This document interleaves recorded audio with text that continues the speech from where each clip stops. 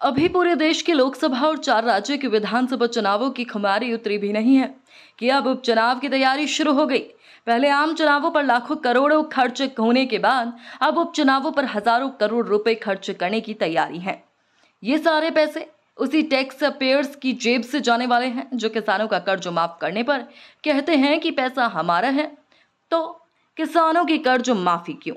ये पैसा उन्हीं टैक्स पेयर्स की जेब से जाने वाला है जो सस्ती शिक्षा, पढ़ाई और दवाई जैसी वेलफेयर स्कीम्स पर सरकार के पैसे खर्च करने के नाम पर मुंह पिचकाती है, लेकिन ऐसे चुनावों में पानी की तरह बह रहे पैसों पर चुप्पी साध लेती है। लोकसभा चुनाव में राहुल गांधी ने 2 सीटों से चुनाव लड़ा, दोनों ही जीते। वायनाड की सीट छोड़ी और रायबरेली अपने पास रखी, तो अब खाली पड़ी वायनाड सीट पर उपचुनाव होंगे। उत्तर प्रदेश के 9 विधायक अब सांसद बन गए हैं। एक सीट पर विधायक को सजा हो गई और विधायकी खत्म हो गई, तो वहां उपचुनाव होंगे।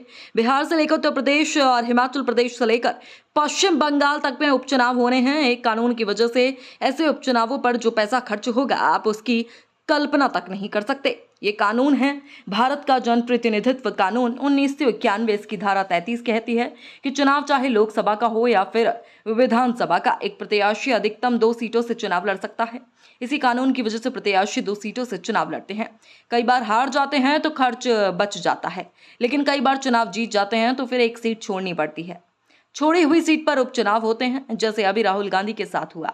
2019 में वो 2 सीटों से चुनाव लड़े, वायनाड से जीते। अमेठी से हारे तो उपचुनाव की नौबत नहीं आई, लेकिन 2024 में रायबरेली, वायनाड दोनों ही जीत गए और वायनाड छोड़ दी और वहां उपचुनाव होगा। राहुल गांधी ही क्यों, खुद प्रधानमंत्री नरेंद्र मोदी भी साल 2014 में 2 सीटों से चुनाव लड़ चुके हैं, वाराणसी और वडोदरा। उन्होंने वाराणसी अपने पास रखी, वडोदरा छोड़ी, तो वहां उपचुनाव हुए। ये 2 सीटें का कॉन्सेप्ट भी 1996 के लोकसभा चुनाव में सामने आया। इससे पहले नियम यह था कि कोई भी प्रत्याशी कितनी भी सीट पर चुनाव लड़ता है। ऐसे में कोई ये भी सवाल पूछ सकता है कि अगर 2 सीटों से जीत गए तो फिर दोनों ही सीटों से सांसद क्यों नहीं रह सकते? इसका भी जवाब मिलता है जनप्रतिनिधित्व कानून 1991 की धारा 70 में।